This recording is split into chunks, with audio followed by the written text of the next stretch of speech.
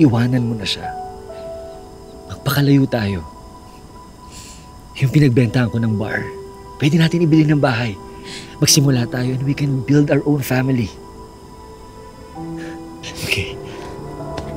Yan ay kung pupuhayin pa namin kayo.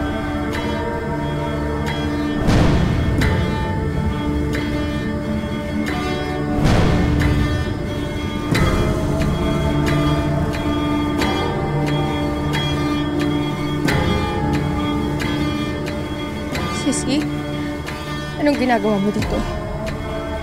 Sino yung kasama mo? Alam ko nang makikipagkita ka kay Amira, Maxine. I'm sorry, Sissy. Ayoko na ng gulo. I just wanna live a happy, peaceful life. Kaya ilalaglag mo yung pamilya mo? Ha? Para makaligtas ka, Maxine?